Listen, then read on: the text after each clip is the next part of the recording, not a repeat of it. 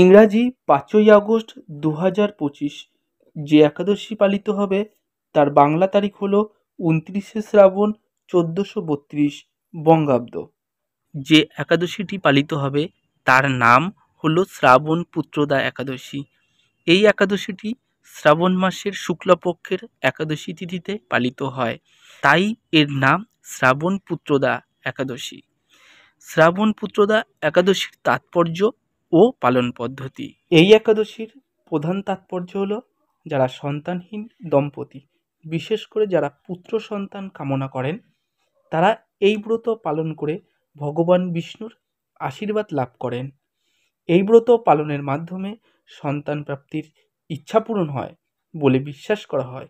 এই কারণে এই একাদশীকে পুত্রদা নামে পরিচিত। যারা এই ব্রত পালন করেন তারা কঠোরভাবে উপবাস থাকেন। কিছু কিছু ভক্ত তারা জলও পান করেন না।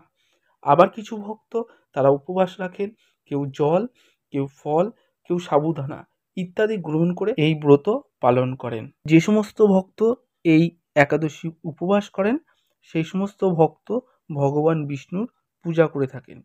স্নান করে পরিষ্কার পোশাক পরিধান করে ভগবান বিষ্ণুর মূর্তি পূজা করে থাকেন। এই দিন বিষ্ণুর সহস্র নাম শ্রীহরি সহস্রম অথবা ওম নমো নারায়ণায় মন্ত্র জপ করা শুভ বলে মনে করা হয়।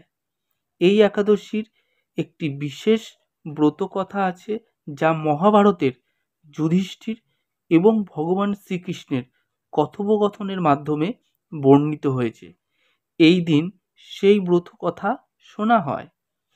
একাদশীর পরের দিন অর্থাৎ দ্বাদশী তিথিতে ব্রত ভাঙা হয়, যাকে পারণ বলা হয়। পারণ করার আগে ভগবান বিষ্ণুর পূজা এবং প্রসাদ গ্রহণ করা হয়।